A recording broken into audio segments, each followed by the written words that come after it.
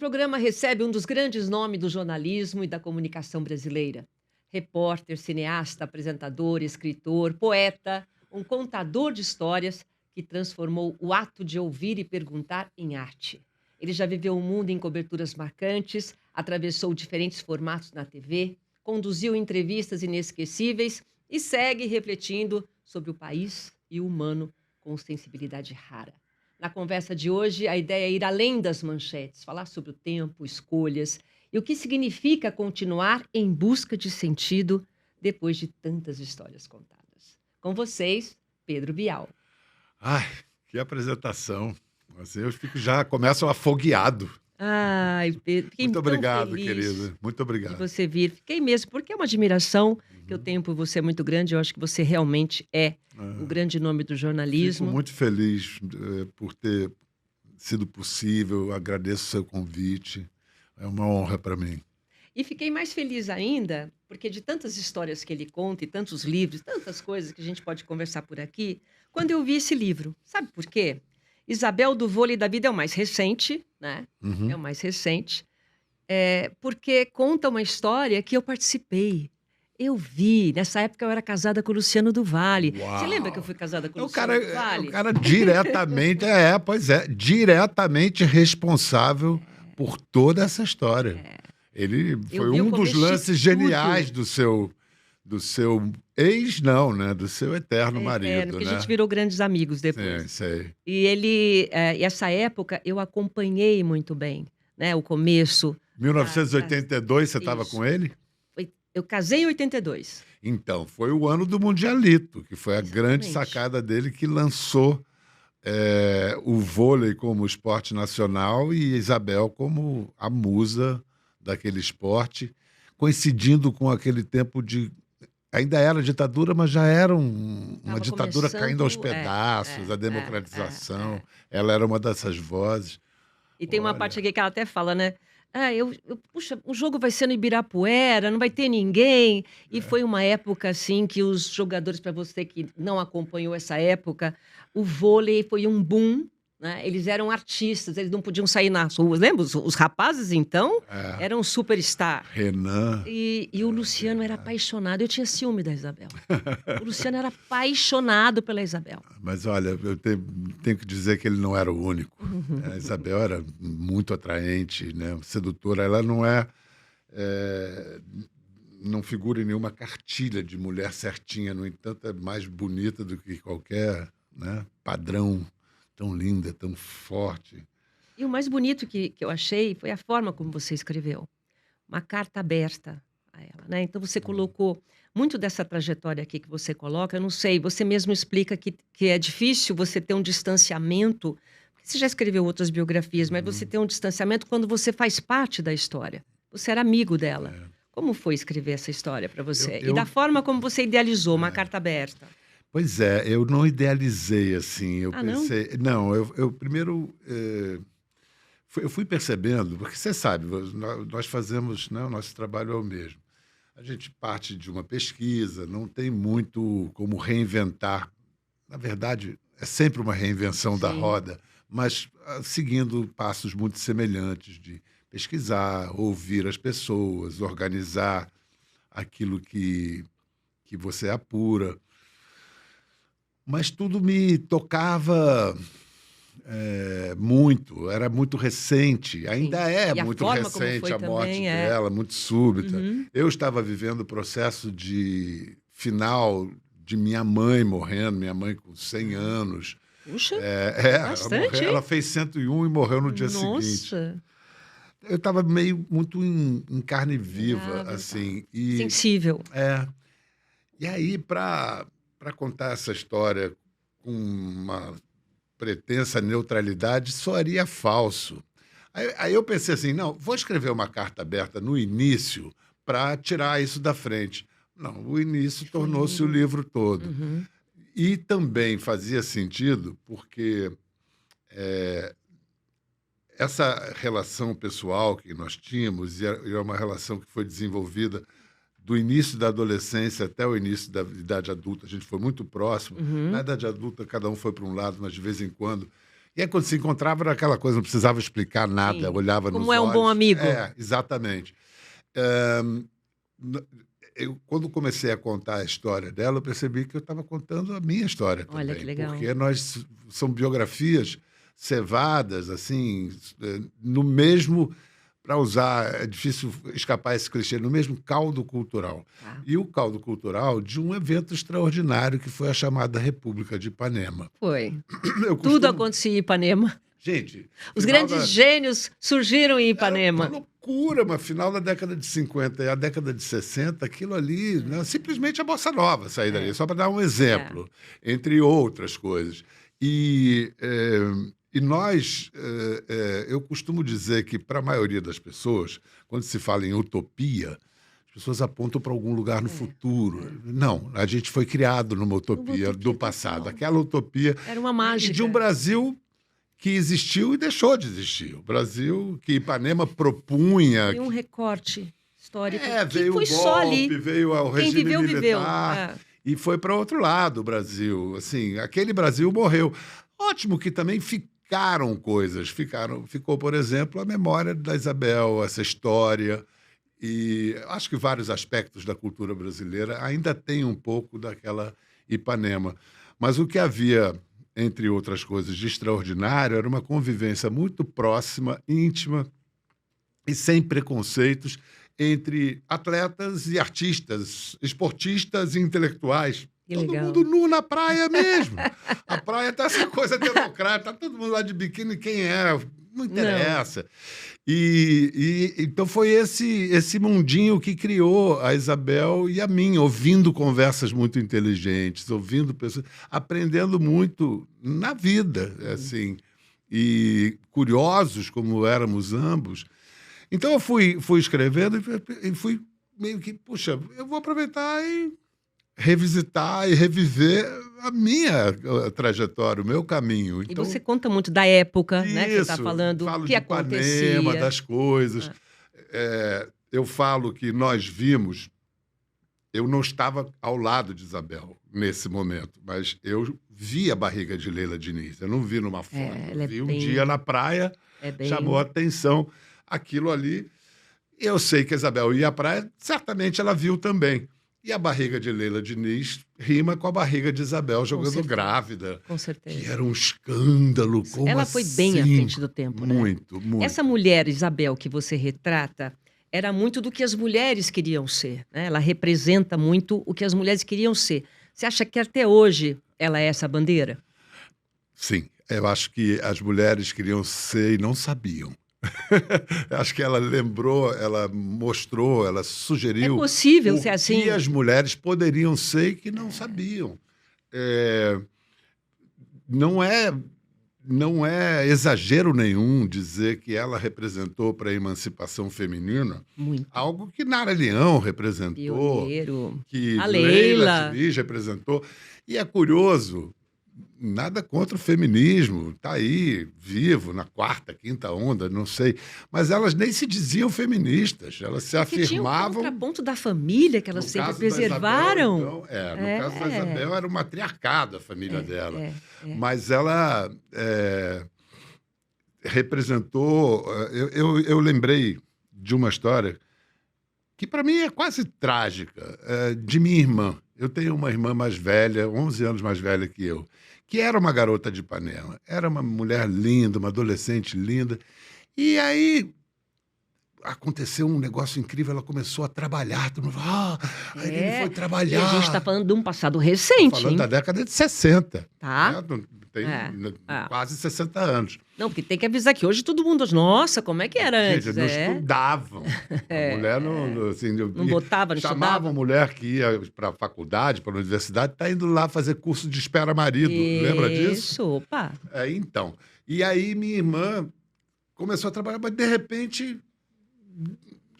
talvez por pressão cultural, pela atmosfera da época, ela largou o trabalho, se casou e foi Que era o péssimo. normal. Que era o Foi- normal. E aí eu vejo assim, nossa, que desperdício, né? E quantas mulheres, pessoas, né, foram... Bom, mas isso eu estou dando só como contraste. Sim. Isabel era o contrário disso. É. Mas a rebeldia de Isabel era de tal monta, quer dizer, eu não gosto de chamar de rebeldia, porque eu acho que rebeldia implica num reconhecimento de uma autoridade superior. E o verdadeiro transgressor não reconhece essa autoridade, não se rebela. E acabou, entendeu? É subversivo. E ela era assim, acabou. Ela era. Começou na casa dela, porque era uma casa, primeiro, em absolutamente domínio de mulheres. Tinha a mãe Marília, as irmãs a Bia, a Tereza e a Inês, e ela. O Francisco, que era um homem lindo, pai dela, mas absolutamente em minoria absoluta. Muita mulher, né? Mal falava. Eu conhecia, eu convivi. E a personagem extraordinária, fundadora disso, que era a avó dela. A avó Leda, uma poeta que foi jornalista com 16 anos na década de 20, amiga do Manuel Bandeira, negra, linda, e que era a vovó que morava num cantinho lá do apartamento. O que eu quero dizer? É que era uma casa intelectual. A Leda era uma poeta intelectual, a Marília era uma intelectual. Quando a Isabel falou, eu vou jogar vôlei, a Marília, a mãe dela, nem sabia o que era vôlei. O que é vôlei? O que você vai jogar vôlei? Que história é essa? Então foi uma grande rebeldia naquela casa em que... Porque havia um preconceito muito grande. Atleta é burro. Não sei se você lembra disso. Atleta, artista, era colocado de lado. Esporte emburrece, não faz esporte, não. Morria-se, assim, de doenças cardiovasculares, ainda mais do que hoje. E ela descobriu no esporte, não só descobriu o seu dom, talento e uma vocação, mas ela descobriu um palco. Ela descobriu um meio de expressão. No livro até eu cometo algumas ousadias, uma delas é comparar essa escolha dela à do David Bowie. David Bowie foi um grande artista e teria sido um grande artista em qualquer meio de expressão, se ele tivesse feito artes plásticas, ou cinema, ou teatro. Escolheu o rock and roll, porque o rock and roll era o que estava ali em Londres, no final da década de 60, e se expressou. Isabel seria uma grande voz, uma mulher de destaque, uma pessoa com presença política decisiva. Mas ela foi, né? Fazendo qualquer coisa. E o vôlei foi o caminho dela. E ela falava que entrando na quadra, ela se sentia meio entrando no palco. Inclusive no Mundialito, que elas estavam nervosas, né, do que o Luciano promoveu em 82, elas entraram nos vestiários e tinha aquelas luzes de camarim. Ela falou, né? Aí elas entraram numa me senti uma estrela. De vamos lá, as estrelas e tal. E de fato legal. Rolou, né? E eu achei interessante que, um pouco antes dela morrer, ela já estava à frente do tempo, né? Falando de podcast. E o que é mais legal, o podcast falava de uma mulherada ainda, né? 50, 60 a mais, que está começando a ter voz, né? Porque antigamente 60 a mais era velha que era vovozinha. Quer dizer, ela já estava pensando nisso, já estava pensando em etarismo, sempre foi à frente, né? Ela estava buscando um sentido para a velhice. A minha geração, a geração dela, a gente está vivendo uma nova velhice. A gente está construindo uma nova velhice. Nossa. Isso. E que é lindo ver. E não só os sessentões, os octogenários estão aí botando para quebrar, correndo maratona. Não chego a tanto. Não, isso né? É coisa do maluco do Drauzio Varela. Mas, enfim, existe uma presença necessária dos... E eu gosto de falar velhos, sabe? Tudo bem, idosos e tal. Você gosta da palavra velho? Por quê? Eu gosto. Por quê? Porque é velho mesmo. Assim, é porque velho tem uma acepção de coisa gasta. O que idoso. Que você usa? Idoso? Eu já falo 50 a mais, 60 a mais, parei aí. Idoso é uma contração, né? Idadoso, né? Que tem muita idade. Idadoso, nunca tinha pensado nisso. Deve ser, né? Eu presumo. Enfim, chame como quiser, tem uma atividade, uma contribuição muito grande para dar para o debate público, quando este for resgatado, né? Porque no momento o debate público está empobrecido para caramba. Mas, assim, e a outra novidade é o convívio de gerações diferentes. Eu, na minha equipe, num programa lá no Conversa, sou eu sentando ali com um outro que não tem 30 anos, com mais uma de 40, e todo mundo se entende e juntos a gente chega a uma... Agora, o que eu não respondi. Isabel estava vivendo a síndrome do ninho vazio. Ah, Ela que foi a mãe arquetípica, uma coisa, uma vocação, um desejo de maternidade enorme. Eles estavam prontos, já tinham ido. E ela começou a perceber que estava redundante, que não era mais tão necessária como antes. Ficou angustiada com isso, muito cansada, porque era uma pessoa muito devotada aos outros. Era aquela pessoa que ligava para os amigos e dizia: tá com algum problema aí? Vamos resolver, entendeu? Era assim, ela ia buscar briga dos outros para comprar. E é. não estou exagerando, ela de fato fazia isso. Então ela estava meio assim, e agora? O que eu faço da vida, assim? E o programa de televisão, o projeto do programa de 60 mais era brilhante, e ela teria feito. Acabou dando filhotes o programa da Astrid Fontinelli, que a Astrid está Tá fazendo um fazendo pouco agora. isso. Também estava fazendo um outro projeto com o meu irmão, foi inclusive a última vez que eu estive com ela, foi junto com o meu irmão, que eles estavam desenvolvendo um projeto.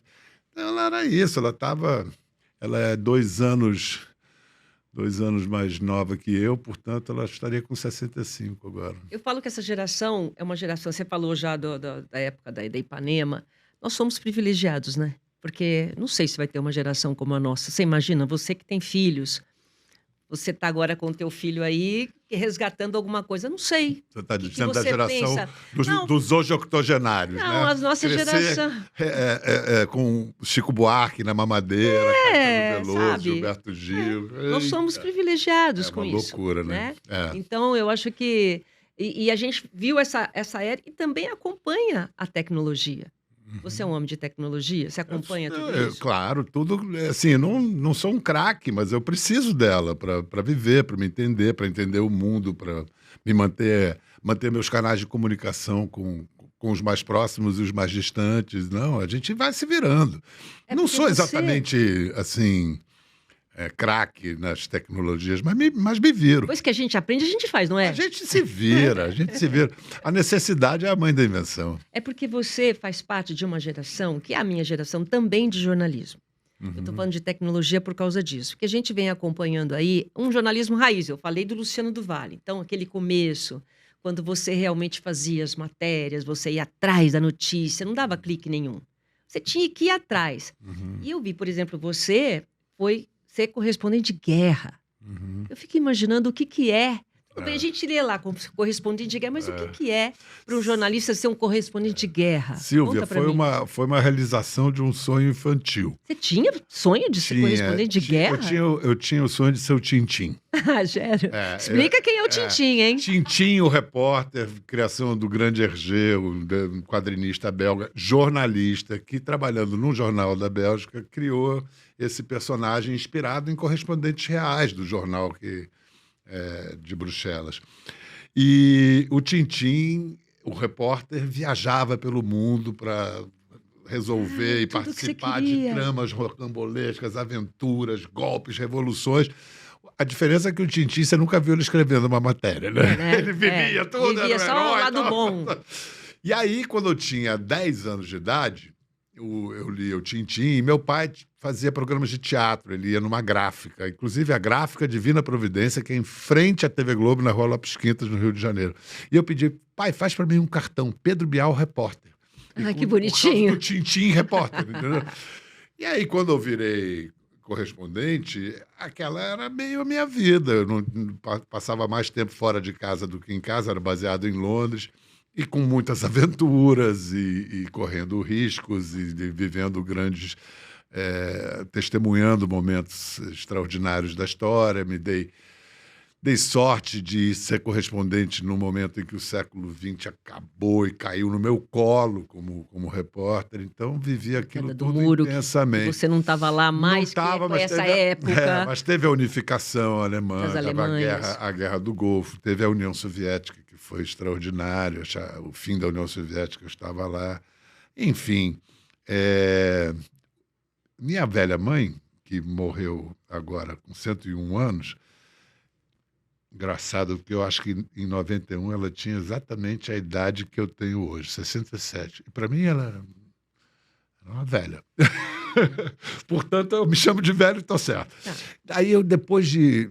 Porque aconteceu uma coincidência muito feliz para mim. Eu cheguei no domingo, dia 18 de agosto de 91, em Moscou, para ir pegar um avião para ir para Chukotka, que era um gulag, uma prisão do stalinista, a 8 fuso horários de Moscou, Nossa. quase no Alasca, meia hora de voo do Alasca.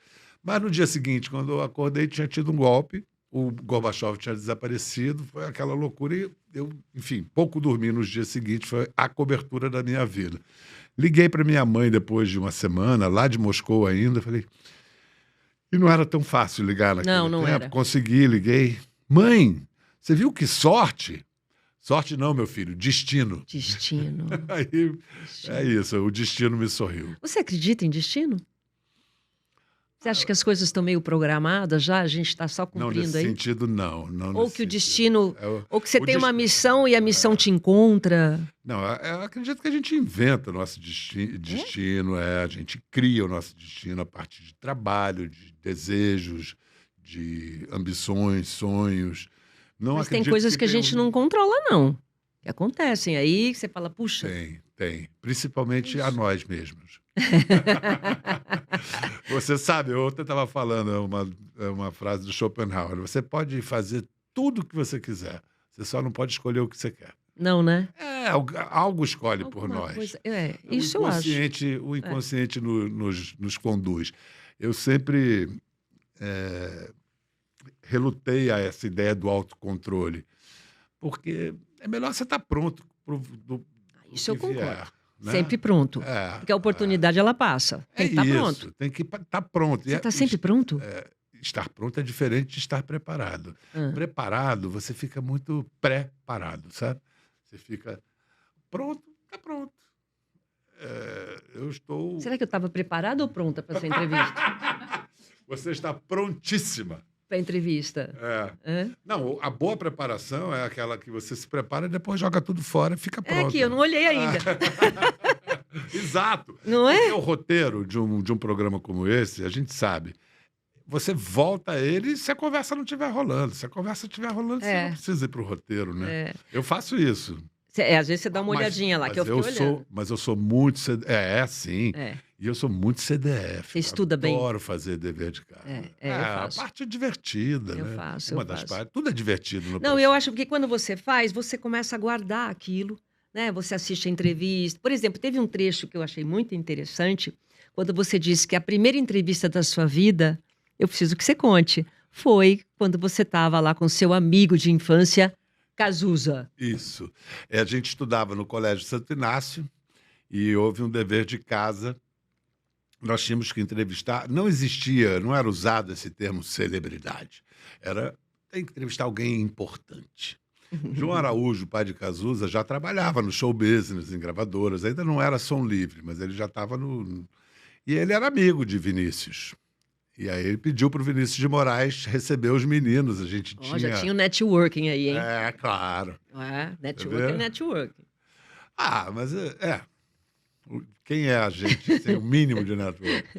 E a gente tinha 12 ou 13 anos. E aí fomos recebidos pelo Vinícius de Moraes em casa, na banheira, tomando uísque, 10 da manhã. 10 da manhã, né? E aí ele não gostava muito de criança, depois eu fiquei sabendo que ele não tinha muita paciência, mas ele se encantou por nós, que a gente conhecia a obra dele. A gente falou versos, a gente gostava de Vinícius. Que a gente, desde muito cedo, eu e Cazuza, a gente tinha uma competição saudável de ver quem lia o que antes do outro. Olha que bárbaro isso. Mas era Sério mesmo? Era muito bom. Então a gente já tinha lido com 12, 13 anos, a gente já conhecia razoavelmente bem Drummond, Bandeira, Vinícius, os grandes modernistas. Depois João Cabral chegou discutiam mais pelo tarde. jeito, né? E tinha as preferências Tá. e tal. E aí o Vinícius se encantou com a gente ficou o dia inteiro lá. E ele Tá fazendo o quê? Falando dos versos dele, conversando? Fazendo entrevista e bebendo. Por que bebendo? Vocês tinham Ele deu 12 anos. uísque pra gente. Foi a primeira vez que você entrevistou alguém e a primeira vez que você bebeu. E foi muito bom. O João Araújo, até antes dele morrer, toda vez que ele me encontrava, ele falava, você e Cazuza chegaram bêbados aquele dia da cara do Vinícius. Eu falei, sim, eu já te falei, chegando.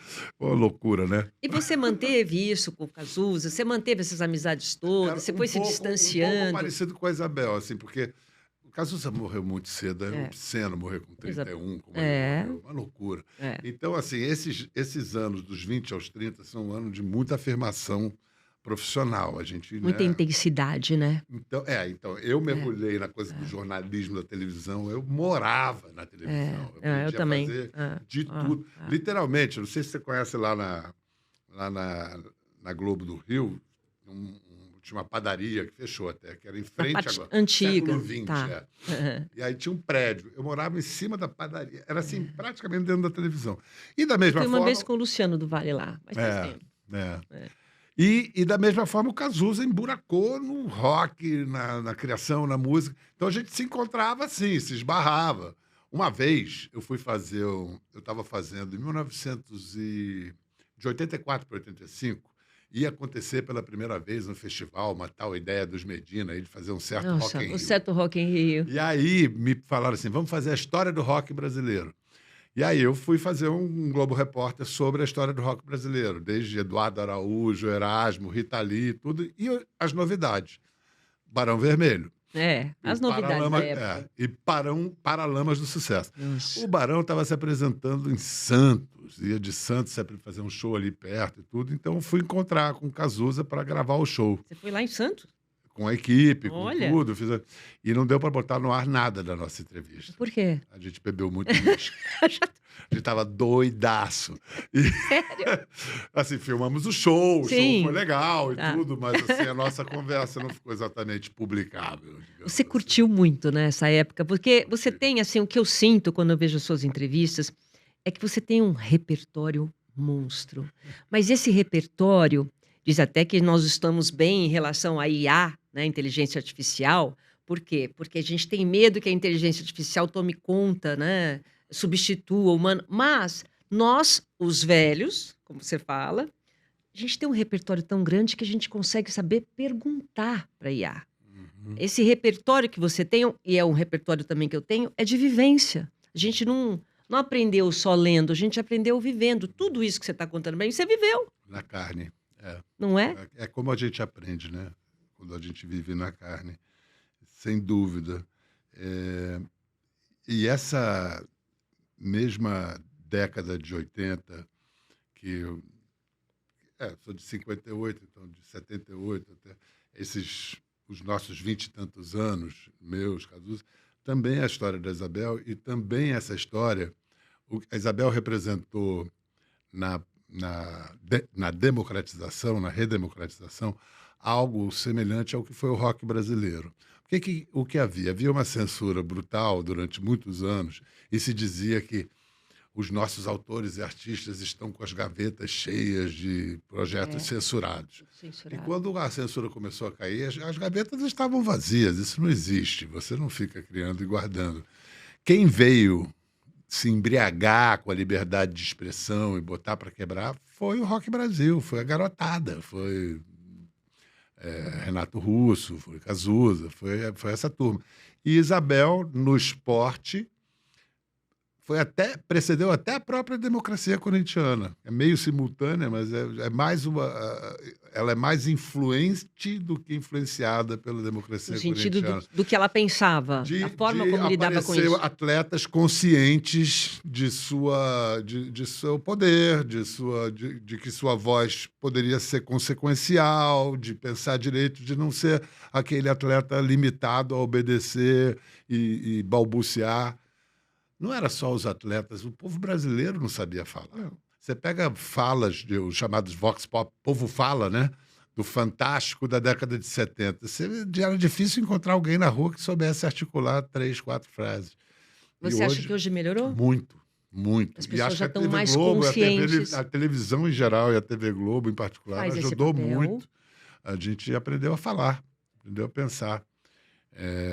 Então, assim, essa é mais uma história relacionada a Isabel e a nossa história. E o jornalismo para você, assim, dessa carreira, eu comecei a falar do Bial, que foi lá como correspondente de guerra, mas você passou por tudo, né? Você passou do jornalismo tradicional, que a gente está falando aqui, Uhum.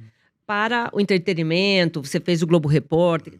Você navegou sempre em coisas diferentes. Isso era uma coisa tua, uma inquietude sua, ou te falava, ó, agora você vai pra cá, agora você vai pra lá? Ou você mesmo queria coisa nova? Inquietude é meu sobrenome. Eu sou inquieto pra caramba, isso para não dizer angustiado, assim. E a ansiedade melhorou um pouquinho, mas eu... Depois você conta o segredo. Assim, mas virou inquietação, angústia. Até hoje eu sou movido, assim, não dá, não caibo em mim. Então, assim, é possível que eu já tivesse essa abertura para encarar Qualquer coisa. coisas novas e arriscadas e tudo. Mas não é que eu fui procurar necessariamente. Talvez a ousadia fosse recompensada. Vou te contar uma história que eu acho talvez seja exemplar quanto a isso. Como que eu fui parar para ser correspondente em Londres? Eu era mais um repórter do Globo Repórter. Tinha uma Você já fila. estava na Globo Estava Repórter. na Globo. Estamos falando de 1987 para 88. 87. Em agosto de 88, eu chego em Londres para ser correspondente. Em 87, eu estava há 4 anos fazendo o Globo Repórter. Naquela época, eu tinha 28, 29 anos. Jovenzinho. Eu já assim, 4 anos fazendo a mesma coisa. Jura que você é desse jeito? Mas só 4 anos fazendo Globo Repórter. Aí Walter Clark me procura para almoçar e fala assim, eu estou abrindo uma televisão, eu vou fazer uma TV Corcovado, Canal 9, no Rio de Janeiro, e vou fazer acontecer. O Walter já um pouco homem devorado pelo mito, um pouco já... Mas eu fiquei absolutamente seduzido por ele, e ele me chamou para apresentar um programa diário de auditório à tarde na TV Corcovado. Nossa! Eu falei, eu vou. Que super desafio! Aí o Armando Nogueira, quando eu fui comunicar a ele que eu estava saindo da Globo, Armando, meu pai profissional, muito amigo de Luciano. Sim, muito. Aliás, eu me lembro uma vez que eu encontrei Luciano e Armando depois da goleada que a gente tomou de 3-0 da França no final de 98. Você estava lá no estádio. Que chocolate, hein, Luciano? Luciano, ainda bem que foi francês, podia ter sido africano. Aquelas tiradas do Luciano brilhantes. Aí eu falei pro Armando, então, o Walter me chamou, aí ele falou, olha, o Walter, aí ele me falou assim, o Walter foi um homem devorado pelo mito, mas se você quiser, vai, não tem problema, tal. E meus amigos falando assim, meio maluco, você vai deixar a Globo, um negócio assim. Naquela época já era, imagina. Naquela época Nossa. Que era, né? Deixar a Globo impensável. Eu vi Globo Repórter que deu 100% de audiência. Globo Repórter com o Lucas Mendes sobre o Michael Jackson deu 100%. Nossa. E aí, num dado dia, eu chego na redação e o Henrique Coutinho, que era editor internacional, falou, você fala inglês? Eu falei, falo. Que tal Londres? Não quer ser correspondente? Nossa, então mas assim, isso é presente. Foi por causa da loucura de dizer que eu ia sair para a TV Corcovado. Bom, não quiseram que você saísse e te deram um presente. Aí eu fui para Londres ser correspondente, a TV Corcovado entrou no ar, ficou 3 meses no ar e 3 saiu, meses? Quebrou. Eu fui o único beneficiado pela... Então você teve sorte além disso, né? Você tinha sorte. Mas uma sorte, vamos lá reconhecer, advinda de uma certa ousadia, de vamos topar, vamos assim. Você acha? Vamos dizer o seguinte, a coragem até os 30 tem mais de inconsequência do que qualquer outra coisa, né? A juventude tem uma bem-vinda inconsequência, né? Mas você acredita, então, já que você falou, que o grande segredo da vida é essa ousadia? Acho que a coragem é muito importante e... Porque as pessoas, às vezes, ela tem talento, mas ela não tem essa ousadia e ela fica estagnada. O medo é extrema ignorância em momento muito agudo. Isso é uma frase do Guimarães Rosa. O medo, se tiver com medo, vai com medo mesmo, né? Não pode se deixar paralisar. Não estou querendo caetituar meu livro, não, mas é que eu fico olhando e vejo a Isabel, e a Isabel tudo livro. Começa pela coragem. A coragem de ser honesta consigo mesmo, que é uma grande coragem, que muita gente... É muito fácil a gente ficar se enganando diante do que a gente gostaria de ser e às vezes não gosta de ver o que é, mas isso é o que você é. Da coragem para a honestidade da confiança para você bancar a sua liberdade. Liberdade é conhecer os cordéis que nos manipulam, não achar que liberdade é fazer o que bem se entende, mas fazer bem o que você tem que fazer. E daí o círculo virtuoso vai se estabelecendo. Mas, assim, a ousadia para mostrar que é corajoso, isso é burrice. Assim. Eu acho que você tem que ter uma Uma estratégia, estratégia. assim. E ouvir o seu desejo. Será que é isso mesmo que eu quero? E Você é está sempre fazendo essa pergunta para você? eu me investigo É. dia a dia. É um trabalho diário que você Eu faz com fiz muito você? tempo de análise, isso ajudou, estudar psicanálise também me ajudou, mas, sim, eu Cada vez que você conta uma história, por exemplo, você também se analisa, se autoanalisa, nesse caso, você então, se da Isabel, coloca de forma demais. diferente, tem uma reflexão. Sabe, quando termina, porque eu fico Sim. pensando, né, quando a pessoa escreve um livro, terminou. Tá, como é que você fica depois de escrever uma biografia, você fez da Luísa, né, também da... Que eu adoro, foi um Você livro que gosta de foi contar histórias, é, né? é, é, é muito melhor começar do que acabar. Depois Assim, é muito melhor. eu sou uma mulher de começos, então eu Pois é, tenho... você dizem que é do nosso signo, Eu sou uma os mulher de começo, mas arianos. às vezes eu não continuo. Você não. Mas isso é típico ariano, segundo esse pessoal que conhece de mapa astral. Alguém tem que começar. Eu também acho. Tem que ser o Seja a gente. pioneiro, Mas escrever, por exemplo, escrever é uma pedreira. É. Escrever Ainda mais escrever a bom é história de ter alguém. escrito. Depois que escreveu, que legal, escreveu, deu certo, falei o que eu queria. Mas escrever é catar milho, né? É ter é se submeter, né? E para isso Você tem que se doar, você tem que... é curioso. Você escreve por vaidade, mas você tem que se submeter a sua vaidade às imposições do que tem que ser Do que feito. as É histórias. tudo uma dialética, assim. Mas acabar é muito triste. É muito triste. Tem um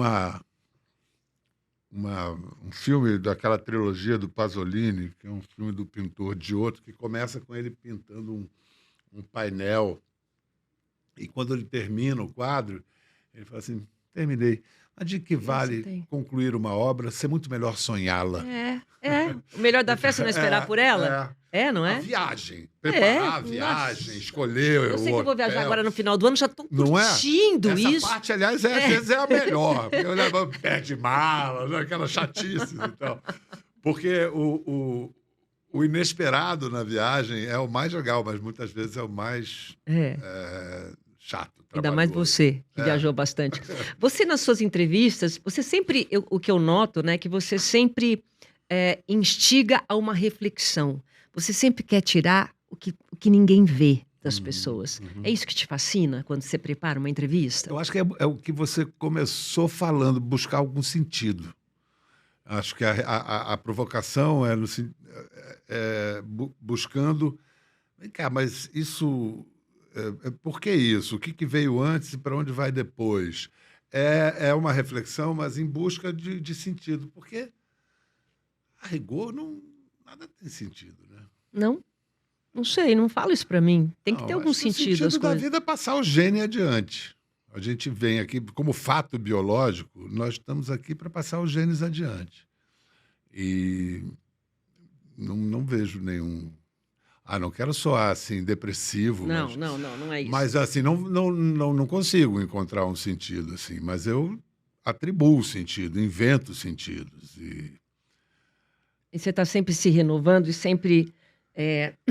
você está sempre buscando coisas novas e assim, puxando só um pouquinho por esse novo, para não deixar de falar, que sempre marcou a todos nós, no sentido de você sai de um jornalismo tradicional e vai para o BBB, e é Pra uma ser coisa apedrejado. extremamente marcante, né? Porque Gente, era uma coisa nova. O BBB era uma coisa nova. Nossa, eu fui Você tão ficou anos? xingado. Fiquei anos, 10, fiquei uns 12, 15 anos. 15 anos. Fiquei de 2002 a 16, 17. muita gente se sentiu traída. Como é que é o jornalista? Não sei o quê. Mas para mim foi muito bom descer desse pedestal e Porque falar com passa. gente que eu nunca tinha falado. Eu achava que eu falava com todo mundo. Tinha um público popular que eu não tinha comunicação com eles. E me, e me eu ia usar de novo a palavra, me submeter assim Então, às mas imposições daquilo. Eu também sempre tive muito esse espírito de missão. Me era dada uma missão, eu cumpria. tá, independentemente do que fosse. Assim, era uma coisa prazerosa. Claro, Praticamente, claro, sim, claro. sim, sim.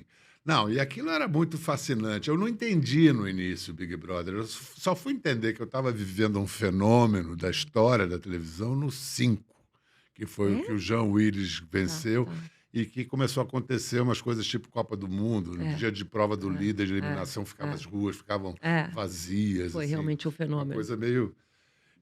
Então, para mim, assim, acho aquilo uma façanha técnica, artística, extraordinária.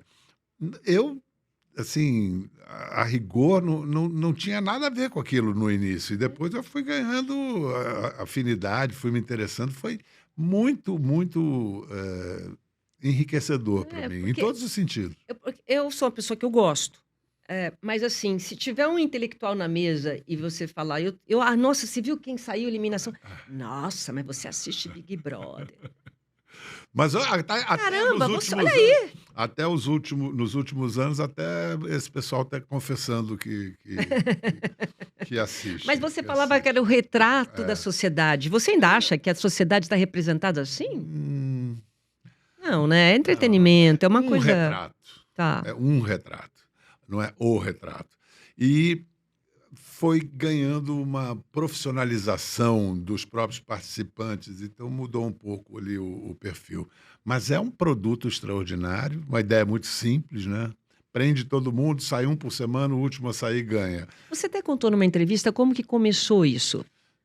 O, O primeiro, a ideia. Porque a a ideia de ideia lá colocar o ser atrás, humano todos a ideia juntos lá assim. atrás do John de Mol, do holandês que criou o formato, foi a partir de uma experiência científica feita na Inglaterra. Fizeram uma experiência, botaram dentro de uma estufa cientistas de várias disciplinas. Tinha biólogo, antropólogo, botânico, enfim. E o projeto a proposta era 1 ano deles confinados numa estufa, vivendo autossuficientemente. Então, eles iam plantar, com 3 meses o projeto deu para trás, porque um quis comer a mulher do outro e a outra do um, entendeu? É a sociedade, não adianta. Aí esse holandês viu isso e falou, ué, isso dá um programa de televisão. É isso aí. E um programa de televisão que é movido a sexo e briga. É verdade. É isso, a mesma coisa dessa experiência. Ele teve essa sacada. E aí, mais uma vez, a ousadia. Aí esse cara botou uma edição no ar, e aí teve aquele festival de Cannes, de produtos. E ele foi lá com o produto dele e queriam comprar a empresa dele, a Demol Produções. E ele é filho de artistas famosos na Holanda, é um cara criado no show business. Aí queriam comprar, ele tinha uma fila aqui, acho que era Persons, que era mega multinacional, que ofereceu, sei lá, 1 bilhão, uma grana para ele, para comprar tudo dele.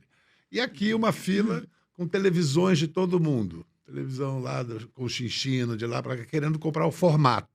Ele disse não para esse dinheirão e foi vender para as televisões. E aí ganhou muito mais, mas E arriscou. continua. Né? E continua.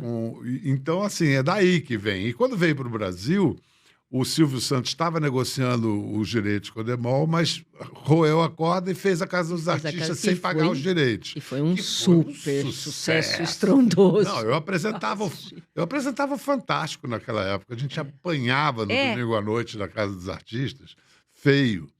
Então, quando veio o Big Brother para a Rede Globo, era o Império Contra-Ataca. Agora a gente vai botar para quebrar. Império Contra-Ataca. Então foi com essa gana. Eu tenho essa coisa do atleta competitivo, né? E é bom. Eu quero falar uma coisa com você em relação ao amor, porque você é um homem de muitas paixões, né? Tem uma amiga minha que ela 5 fala, casamentos. tem uma amiga minha, já tem os seus 80 e tralalá, acho, né? Porque ela não conta a idade pra ninguém. Ela falou assim, porque eu já me casei 4 vezes.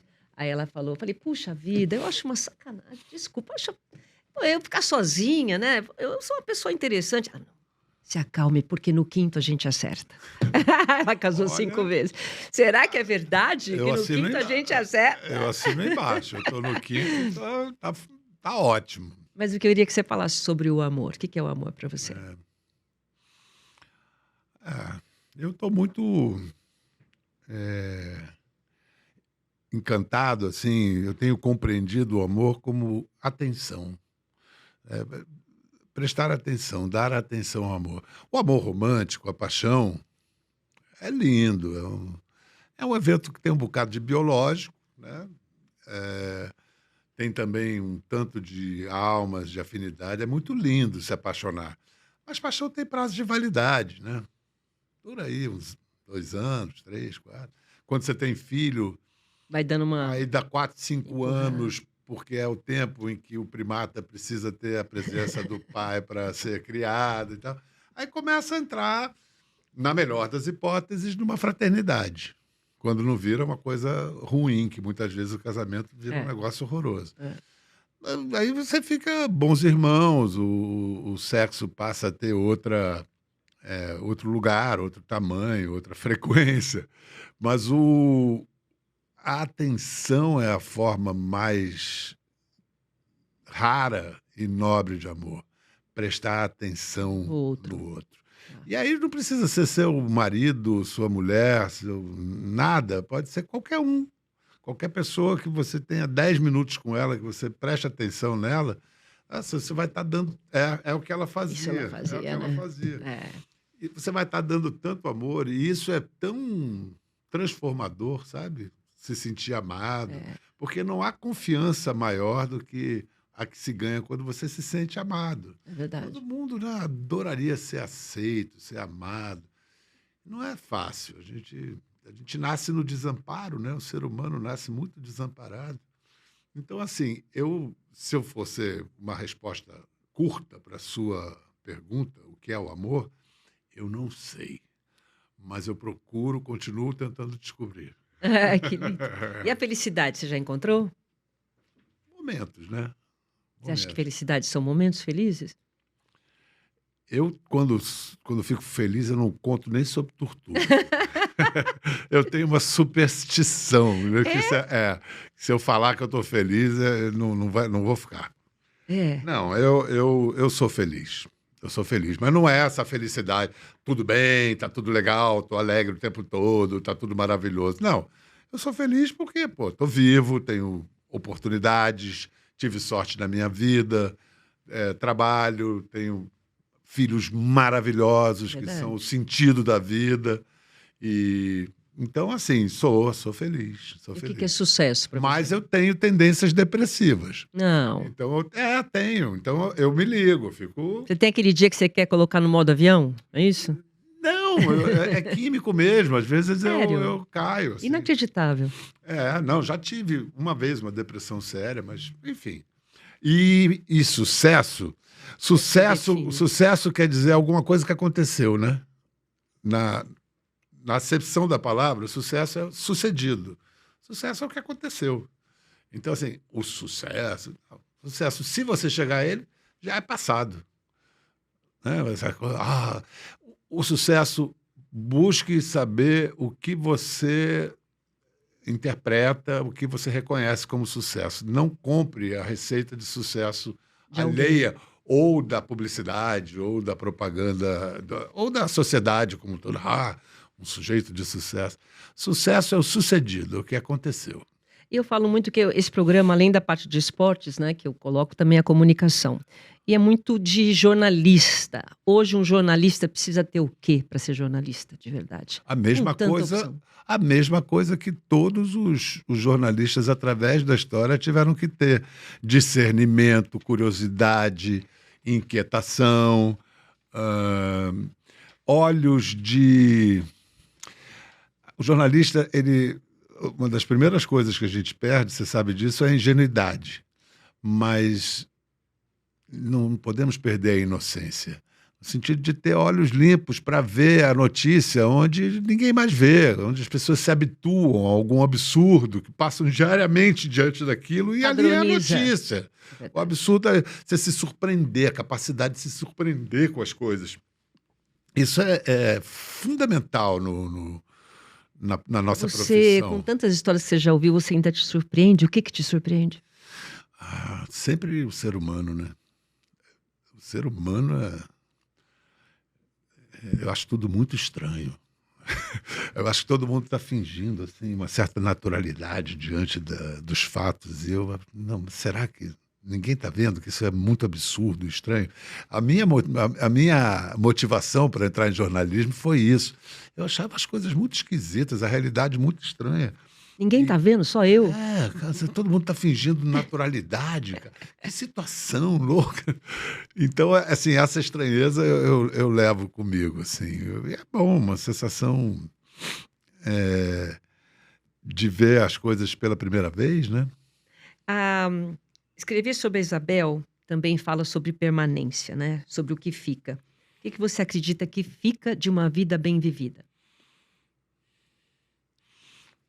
A vida se estende além da morte, né? Ela se, ela se eterniza ou se prolonga nas coisas que a gente deixou, que vão desde uma obra, se você considerasse levar tão a sério assim, mas muita gente é movida por isso, deixar algum legado, Uhum. e esse legado pode ser de várias naturezas, e tem aquele truísmo de que enquanto alguma pessoa que conheceu você, que viveu com você, estiver viva, você não morreu. Verdade. É. Então, tenho meus filhos. Uma vez um grande jornalista, uma pessoa extraordinária, Evandro Carlos de Andrade, que foi diretor da Central Globo de Jornalismo, foi um cara que viu tudo na televisão brasileira. Ele era assessor do Jânio quando o Jânio renunciou. Ele ouviu o tiro que o Getúlio deu no Nossa. peito, no Palácio. Ele sabia. Então, ele ficou 5 ou 6 dias dando 5 horas, 6 horas de depoimento por dia para o Projeto Memória da Globo. Nossa. E falou, e falou, e falou. E no último dia eles falaram, poxa, muito obrigado, Evandro. Acabou. Acabou? Mas como assim? Só? Vocês nem me perguntaram o sentido da vida. Olha. Aí ele falou, o sentido da vida são os filhos. Ai, meu Deus. Aí, cara, eu nunca esqueci. E é isso, entendeu? Então, Essa continuidade. eu acho que o que vai ficar meu vão ser os filhos. Mas além dos filhos, você tem uma carreira e um legado maravilhoso. Mas isso passa. Passa, né? Isso passa. Passa. Isso passa. Pensar em posteridade eu acho um pouco ridículo, assim. A não ser aqueles que têm, né, tamanho para isso. Você não tem uma Eu biografia não tenho. sua, né? Não. Por quê? Eu tenho folha corrida. Não tem. Não tem. Não, Nem não quer. tem. Não. Vou pedir para uma inteligência artificial. É. Aliás, eu estou para Ó, falar. ó. Eu tô para falar isso desde que você falou inteligência artificial há pouco. Você falou assim: a inteligência artificial A gente tem não repertório. viveu tudo que a gente viveu. Não tem. Mas a inteligência artificial tem todo o repertório do mundo. O problema dela não é esse. Assim, tudo que já foi produzido, pensado, escrito, tudo ela tem acesso em segundos. O passado não é problema. O problema é o futuro. O futuro ela não sabe imaginar. Nada. Isso é o que a gente sabe. E a outra coisa, essa eu falei outro dia e tenho repetido porque eu entendi o que a inteligência artificial não sabe. Ela não sabe que não sabe. É verdade. Você pergunta para ela qualquer coisa, ela te dá as respostas mais delirantes. Aí você fala, que isso? É verdade. Oh, desculpe, estou equivocado. E vai e dá uma outra resposta absurda. Ela não sabe dizer, eu não sei. Eu não sei, ela não sabe. Que é a frase que inaugura a Revolução Científica, há 5, 6 séculos atrás. Quando a gente parou de falar, não, está tudo explicado, porque no mito do paraíso... Não, eu não sei, quero saber. Aí a ciência fez tudo. É muito mais A pergunta. inteligência artificial não sabe que não sabe. É perfeito Danou-se! E uma última pergunta. A Isabel, parecia não, né? Ela passa pra gente que ela tinha pressa de viver, né? Voa mais. Você também tem essa urgência de vida? E qual a onda mais alta que você já surfou? Eu não sei se eu diria a palavra urgência, mas eu tenho ganas de viver, quero viver. Amo viver e quero viver de maneira integral, intensa, as últimas consequências. Tomando cuidado para não morrer cedo. E a maior onda... Olha, eu era muito bom bode surfista. Já pegava jacaré em Ipanema, Jacaré! mas era um jacaré que evoluiu para um body surf. Eu fui um pioneiro disso. Peguei altas ondas em Ipanema.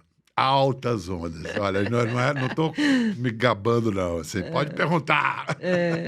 Então, assim, literalmente, a gente tinha uma prática de vamos entrar e ultrapassar a arrebentação em qualquer mar de Ipanema. Fosse a ressaca que fosse. Isso desde criança, pequenininho. Com 4 anos de idade eu já nadava bem. Então a minha onda é literal. Peguei altas ondas em Ipanema. E a onda, a grande onda, tá aí ainda, ativo, conversando com você, sendo provocado, estimulado pelas suas E cheio de perguntas, pela sua inteligência. desafios, né? Isso, e Se desafiando todos os me dias. pondo à prova. Exatamente. Muito bem. Te agradeço muito Eu por que você ter vindo agradeço, aqui. Silvia. Maior De barato. verdade, Foi muito de verdade. Que bom. Muito Vindo de você, então, mais ainda. Não, né? demais. Muito bom conversar com alguém inteligente, curioso, sensível. Muito legal. Obrigada mesmo. Muito obrigado. E para você que acompanhou a gente até agora, muito obrigado pela companhia e até o próximo episódio.